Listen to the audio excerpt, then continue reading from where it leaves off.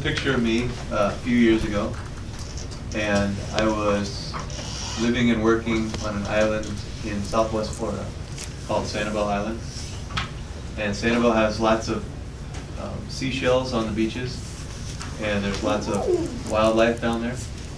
So I moved down there, and I was working at a beach rental business where I rented bicycles, scooters, and kayaks to people that were vacationing there. And one day after work, I got on my motorcycle and I was cruising around the island, and I went around a curve and I lost control of my motorcycle, and I landed on my left side. I broke a bone in my shoulder, and I broke some bones in my neck. So the ambulance got there and loaded me on a helicopter and took me to hospital, where I had to have a couple surgeries on my neck.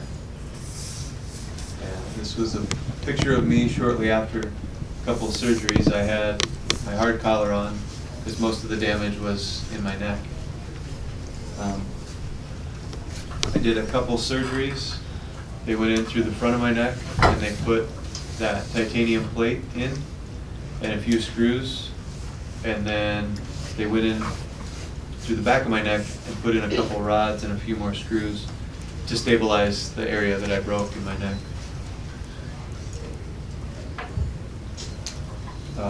So I had an injury, what's called a spinal cord injury. And if you look over here on this color, that's a picture of your spinal column, your backbones. And inside there where those holes are, that would be your spinal cord. And that's what I damaged. But if you look up on the orange part, that's actually, those are your neck bones up there. So if you guys take your hands and go down the back of your neck, the first few bones you feel kind of sticking out there, that's the area that I had broken in my neck. So if you look over at the little guy with the red there, that shows, the red part shows what could be affected after you have an injury like that. So my muscles and my sensory, things that you can feel, that was impaired after I had my injury. So that sensory functions, things that you, like sense of touch, sense of pressure, you can sense something is hot and cold. Those were some things that I lost after my accident. And then also motor function, muscles, and let's see. So I can't stand or bear weight or walk. So that's the motor function part that I lost. The sensory function part that I lost, I can't feel really good on my legs or below my chest. So that was a big change for me. I had a lot of challenges and barriers after that. So some of the emotional things I had were that I looked different and I felt different. And I was concerned with how other people looked at me. Since I needed a wheelchair to get around, there were also some things that I couldn't do or thought I couldn't do, and places that I couldn't go. Like I can't just wheel out in the grass. That'd be really hard to do.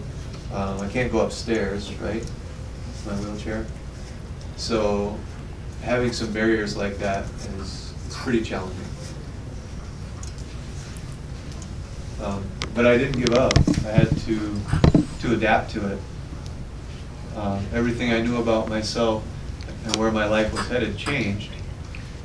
And I had to overcome a serious situation, rebuild my life, and make the best choices for my new life. So I wasn't going to give up, and I wasn't going to put limits on what I was capable of accomplishing. So I had to set some goals for myself, and I checked into QLI, which is Quality Living Incorporated. It's in Omaha, and it's a rehabilitation campus that helps people with spinal cord injuries, brain injuries, and stroke. So I had to work on getting stronger, exercising, and work on pushing my wheelchair around, since I was going to be in it pretty much all day long.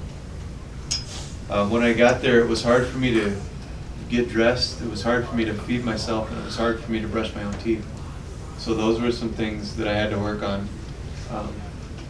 And then it's called recreation therapy, which means you get back to doing things you like, your hobbies. So for me, it was swimming, biking, and playing sports.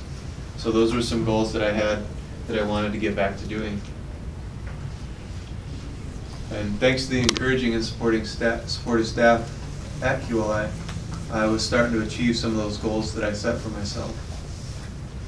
I became independent with everything, which means I could do all those things for myself.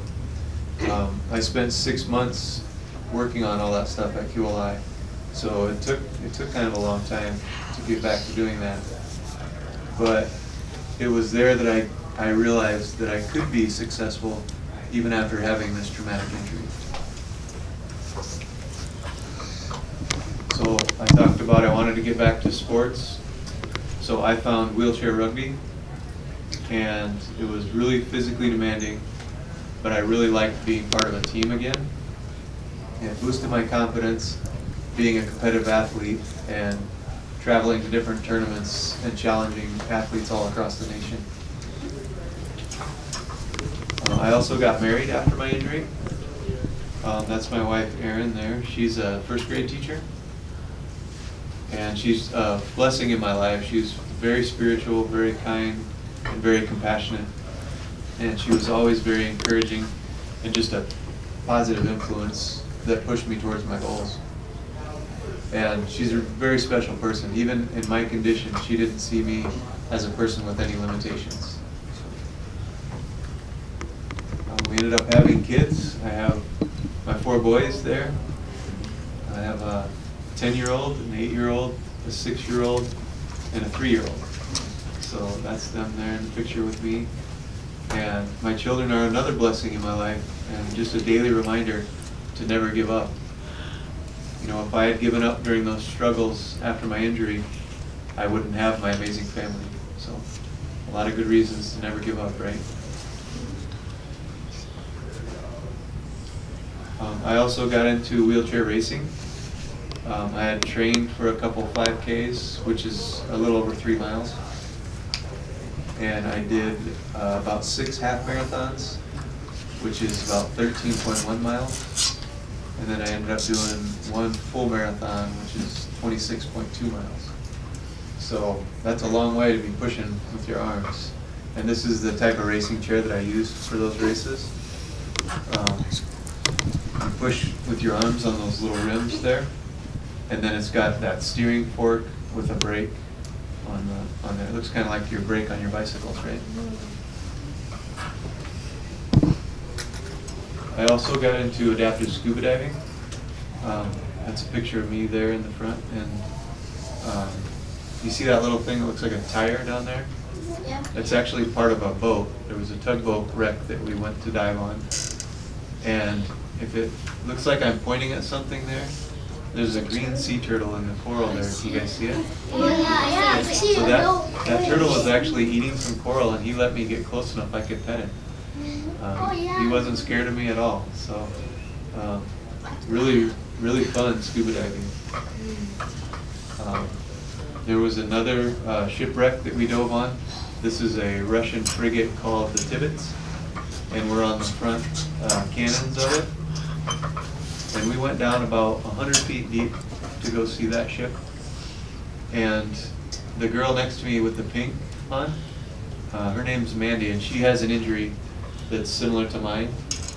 And we did our scuba classifications together. And we met there, and we did our open water dive together, which means somewhere that's not a pool, an open body of water like a lake or an ocean. And we went there and we got our certification together.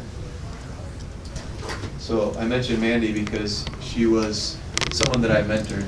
She was a friend of mine, but she had an injury after I had mine, and I helped her through her recovery for her injury. So I started working back at QLI. It's about a 100-mile commute for me. I drive back there a couple days a week, and I help people with different types of paralysis. And I ended up creating an adaptive sports program at QLI in Omaha and also at Avera Hospital in Sioux Falls. And another part of my job is reaching out to family members who have had a loved one that got injured or had a traumatic injury. So I just had a couple quotes on here, guys. If you fight hard through anything that life throws at you, you will find success. And I have no doubt that I'm a stronger person from overcoming those obstacles that I had. And I hope you guys can gain inspiration from your own challenges and excel as students and in your lives.